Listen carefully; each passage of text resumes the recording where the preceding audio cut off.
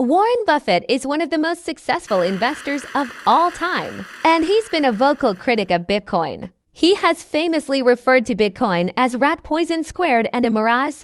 Buffett's main criticism of Bitcoin is that it has no intrinsic value. Unlike a company that generates profits or a property that generates rent, Bitcoin doesn't generate any cash flows. Its value is solely based on what someone else is willing to pay for it. He's warned investors to stay away from it. But what exactly does he mean by that? At one point this weekend, you said that Bitcoin, and this was based, you were asked, Charlie said Bitcoin's like rat poison. You were asked about that comment, and you said, well, it's probably more like rat poison squared. Charlie went on in the meeting to then basically call Bitcoin turds. I just want to ask you about that because it sparked so much controversy, and particularly on Twitter and some of the places where you might expect people who are trading in cryptocurrency to be pretty loud about what they heard.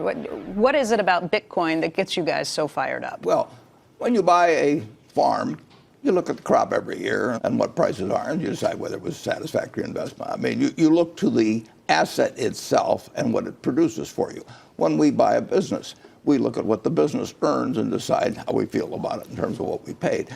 But we are buying something that at the end of the period, we not only have what we bought in the first place, but we have something that the asset produced. And when you buy non-productive assets, all you're counting on is whether the next person is going to pay you more because they're even more excited about another next person coming along. But the asset itself is creating nothing. I mean, that's a greater fool theory. That's what you're saying? It's buying something because you expect the pool of people who want to buy it because they want to sell it to somebody else will grow. And they like to speculate. They like to gamble. If you had bought gold in 1942 and you say, we might lose the war and we might have to run off to some other country and, so let's put our assets in gold, you would have less than a penny for every dollar you got from owning stocks. Less than a penny. Now, somebody calls that a store of value. I mean, I think they're delusionary. Okay. Andrew has a question, too. Andrew. Hey, Warren, related to this issue of Bitcoin, you saw that Goldman Sachs just last week announced that they were going to create effectively a trading operation around cryptocurrencies and Bitcoin in particular. You've been an investor in Goldman. What do you think of their decision to do that? Well, they probably think that lots of people are going to get very excited about it. Well, and maybe already are, but they think there's money to be made trading them. I don't think they're expressing an opinion on the ultimate value. I would be very surprised if the top partners of Goldman are selling their Goldman stock and putting it into Bitcoin. I want to cover this subject now because my friend Charlie will come on at 8 o'clock and he'll tell you what he will say. Well, that's my whole entire point. I do want to ask Charlie about it because I think when he talked about the turds, he was referring to this. He said if you're trading this, it's like watching other people trading turds and deciding you want to get a piece of that. And the people who invented this crypto crapo, which is my name for it, sometimes I call it crypto crapo and sometimes I call it crypto shit. It's just ridiculous that anybody would buy this stuff. It's just ridiculous that anybody would buy this stuff. Well, you're not going to get me to comment on that. Hopefully Charlie's not awake and not watching right now. Well, the truth is people do trade on very crazy things over time. Imagine people selling their homes to buy a tulip in Amsterdam. If people think they're going to make money the next day, and worse yet, if they think somebody else that they know is going to make money and they aren't going to make money, it just draws people in. I could whisper something on this program, and kind of the more sillier it was, the more it might react, because there's no quantitative limits. If you buy a stock, you say, well, I'll buy it at 15 times earnings, but I won't buy it at 20 times earnings. But when you get into something that doesn't produce anything, there's no checkpoints. There's nothing to reference it to. It's gone up, so. Warren Buffett also made a more detailed explanation about his view on Bitcoin in the latest Berkshire Hathaway annual shareholder meeting. Buffett argues that if offered a 1% interest in all of the farmland or apartment houses in the United States, he would be willing to pay a significant sum of money because these assets have the potential to produce income and generate value over time. In contrast, he states that he would not be interested in owning all of the Bitcoin in the world, even if it were offered to him for only $25, because he does not see it as having the same inherent value as productive assets.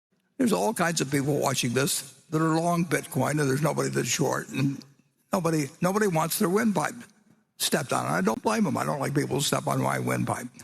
But I would say this: if the people in this room owned all of the farmland in the United States, and you offered me a 1% interest in it, and you said, for a 1% interest in all the farmland in the United States, pay me, it's this bargain price, $25 billion.